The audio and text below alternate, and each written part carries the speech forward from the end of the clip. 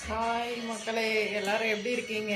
எனக்கு வீடியோவுக்கு சப்போர்ட் பண்ணுறவங்க என்னுடைய சப்ஸ்கிரைபருக்குலாம் ரொம்ப ரொம்ப நன்றி. புதுசாக சேனலை பார்க்குறவங்களும் வந்து சப்ஸ்கிரைப் பண்ணிக்கோங்க. இப்போ வந்து நான் என்ன பண்ண போகிறேன்னா வடை போட போகிறேன். அதுக்கு இப்போ நான் ரெடி பண்ண போகிறேன்.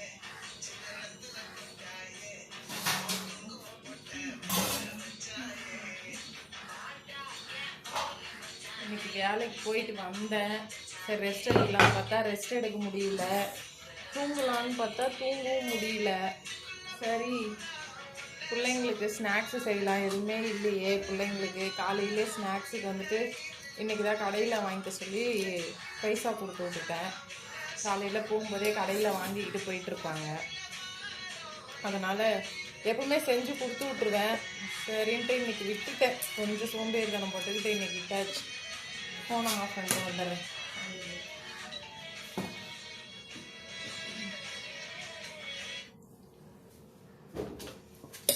ஃபோன் பாட்டு வச்சுருக்கோம், ஒரே பாட்டு சவுண்டு கேட்குது, நான் பேசுகிறது கேட்காது.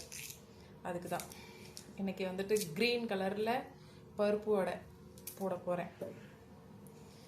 யாராருக்கெல்லாம் பருப்பு வடை பிடிக்கும் அப்படின்னு சொல்லிட்டு கமெண்ட்டில் வந்துட்டு சொல்லுங்கள், சரிங்களா? எல்லாரும் சாப்பிட்டீங்களா? இன்னைக்கு என்ன சொல்ல வந்தேன்னா, எங்களை மாதிரி லேடிஸ்லாம் இருக்கீங்கள்ல, லேடிஸ் சப்போஸ் யாராவது பார்த்தீங்கன்னா உங்களுக்காகவும் தான் இது. நம்ம வந்துட்டு வீட்டில் எவ்வளோ வேலை செய்கிறோம்.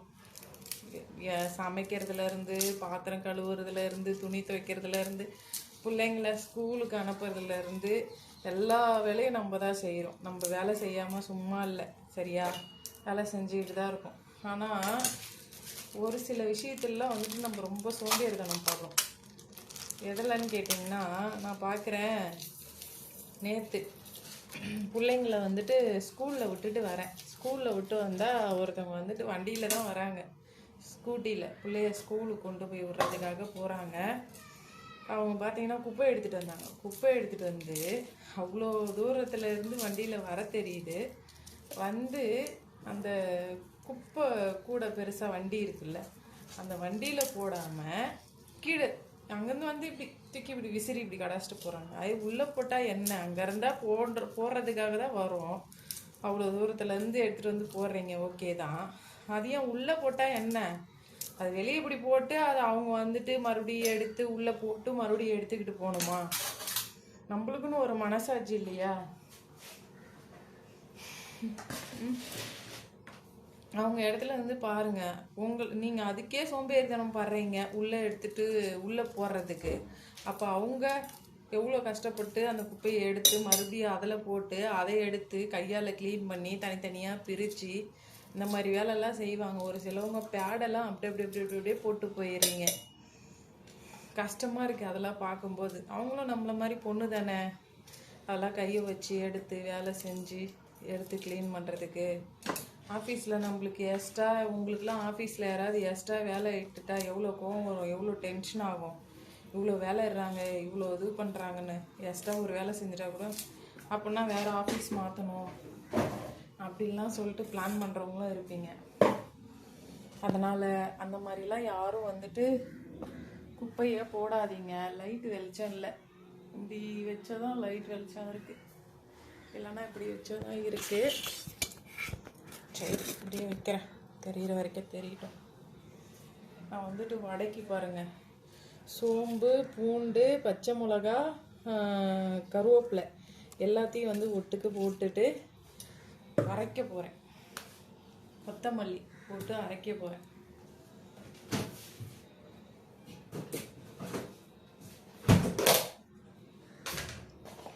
ஆல்ரெடி அலசி டப்பாவில் வச்சுருவேன் ஃப்ரிட்ஜில்.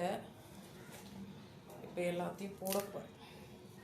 போட்டு இப்படி ஒரேடியாக போட்டு அரைச்சிட்டு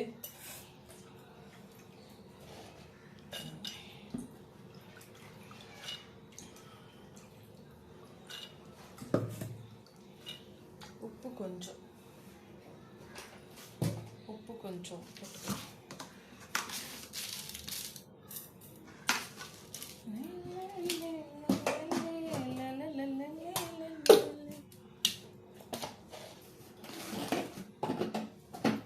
அரைச்சிட்டு அழகாக வடையை போட்டு க்ரீன் கலரில் வடை எடுக்க போகிறோம்.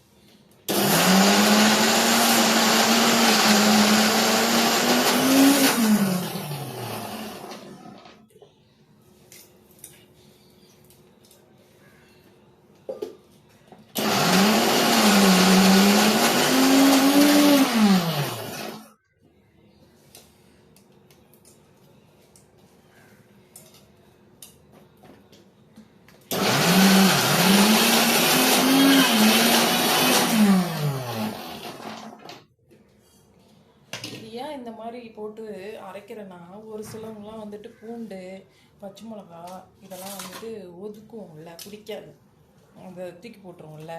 அதனால் இப்படி போட்டு அரைச்சிட்டோம்னு வச்சுக்கிங்களா, அந்த காரம், அந்த பூண்டு வாசனை எல்லாமே வந்துட்டு மிக்சட் ஆகிடும். மிக்சட் ஆகிடுச்சுன்னா அரைச்சி போட்டோம்னா அது ஒரு ஸ்மெல் நல்லாயிருக்கும். இப்போ வெங்காயத்தில் யாரும் பிரித்து தூக்கி போட மாட்டாங்க, அதனால் வெங்காயத்தை அப்படியே போட்டாச்சு.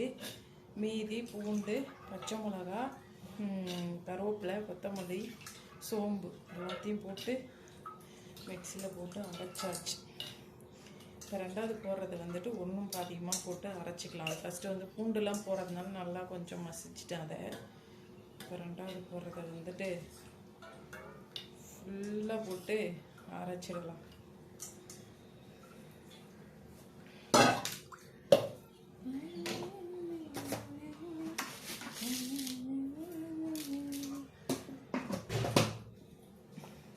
பிள்ளைங்க வந்தாங்கன்னா வர வேகத்துக்கு பசிக்குதுன்னு தான் வருவாங்க. ஏன்னா டியூஷன் விட்டு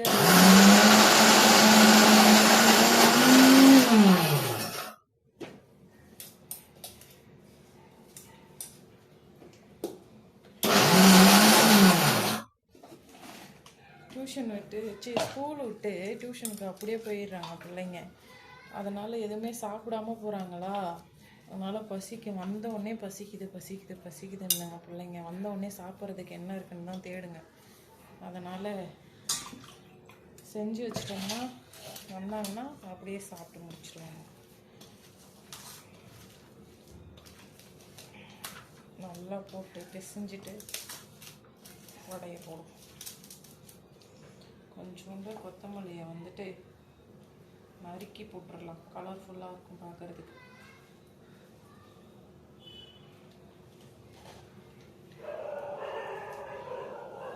கொஞ்சோண்டு கொத்தமல்லியை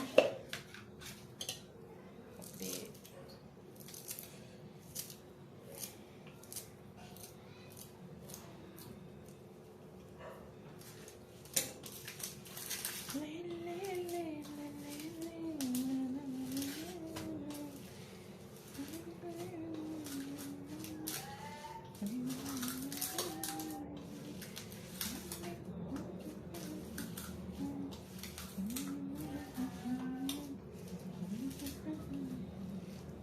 பாருங்க எப்படி இருக்குன்ட்டு. பார்க்கும்போதே அப்படியே ஒரு மாதிரி கலர்ஃபுல்லாக இருக்கா, நல்லா க்ரீனு அந்த எல்லோ மிக்சட் ஆகி நல்லா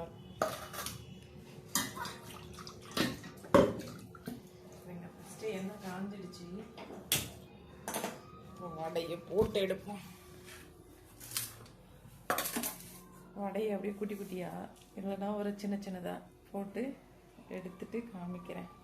யாராருக்கெல்லாம் வடை வேணும்னு கமெண்ட் பாக்ஸில் வந்து சொல்கிறீங்க, சரியா? கமெண்ட் பாக்ஸில் வந்து சொல்கிறவங்களுக்கு நான் பார்சல் அனுப்புகிறேன். எனக்கு பயங்கர டயர்டாக இருக்குங்க, தூங்கவே இல்லை. அது அப்படியே ஒரு மாதிரி டல்லாக டயர்டாகவே இருக்கு. அதனால் சரி படுத்துட்டா தூக்கம் வருது எனக்கு.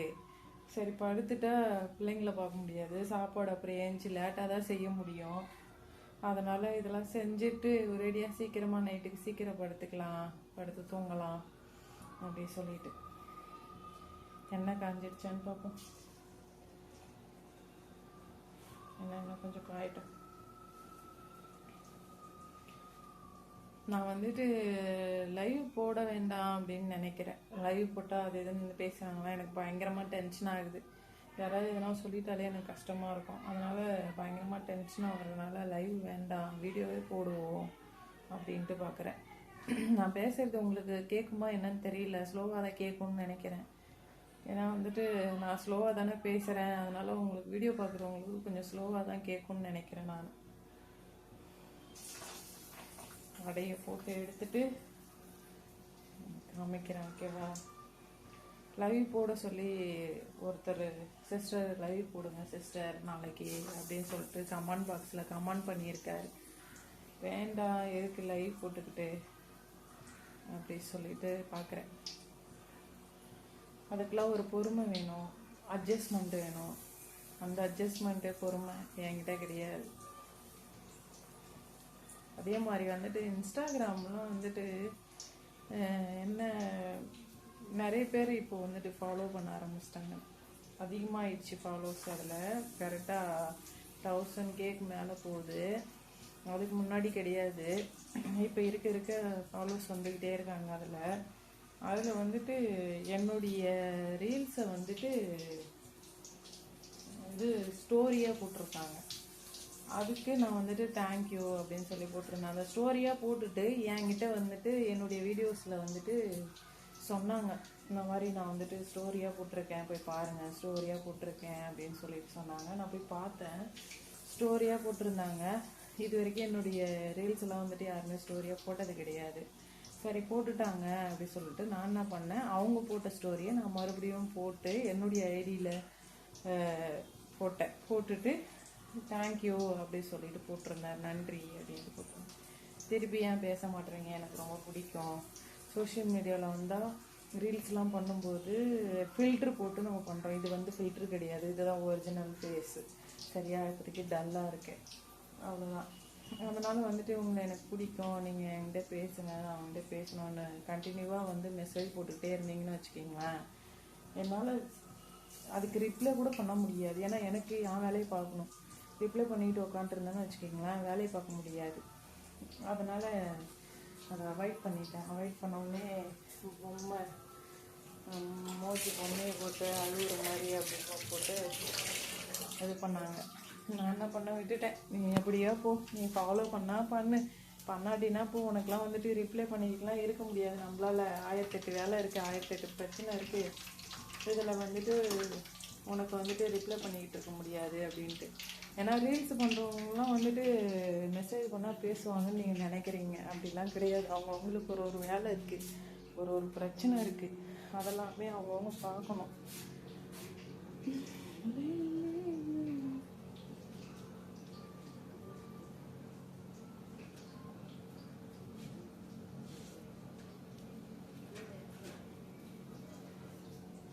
இங்கே சென்னையிலாம் வந்துட்டு புடவைலாம் வந்துட்டு வாங்குறாங்க நிறைய பேர். நான் கூட என்னுடைய புடவைலாம் நிறைய தூக்கி போட்டுட்டு பக்கெட்டு வாளி பிளாஸ்டிக்கில் வாங்குறேன். இது பார்த்தா ஆட்டோவில் வந்துட்டு வெளியே அதே மாதிரி வாங்குறாங்க.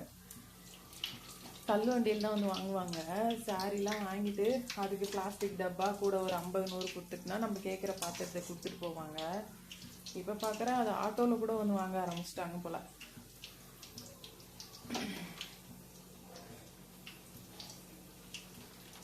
வடையை பார்க்குறீங்களா?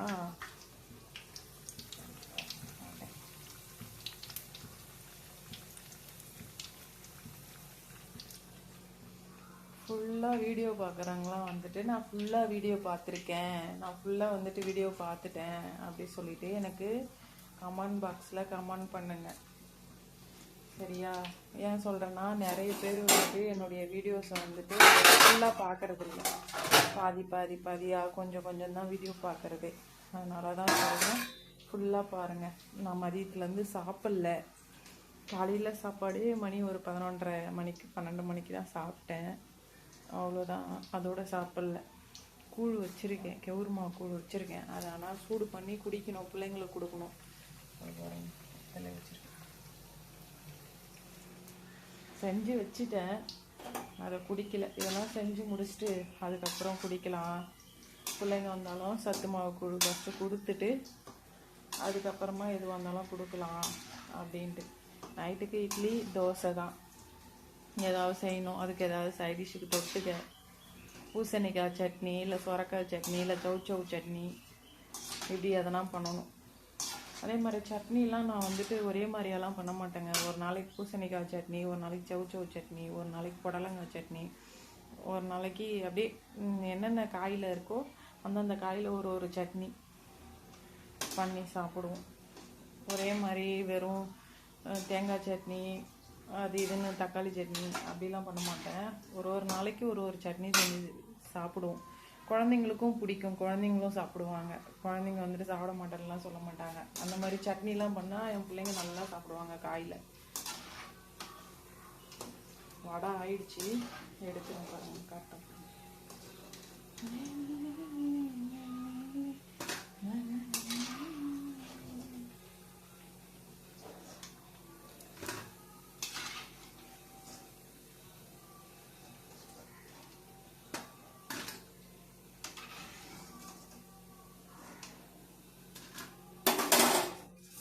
பாருங்க வடை ஆயிடுச்சு. சூப்பராக இருக்க வடை. 5 நிமிஷம் தான் முடிஞ்சிருச்சு. ஊற போடுற டைம் மட்டும்தான் அதுக்கு. செஞ்சு முடிச்சாச்சு, அவ்வளோதான். இன்னும் கொஞ்சம் இருக்குது, போட்டு முடிச்சுட்டு பிள்ளைங்க வந்ததும் அதை கொடுத்துட்டு அதுக்கப்புறம் தான் நைட்டுக்கு சாப்பாடு. நீங்கள் உங்களுக்கு வடை வேணும்னா எனக்கு கமெண்ட் பாக்ஸில் கமெண்ட் பண்ணுங்கள். ஓகே.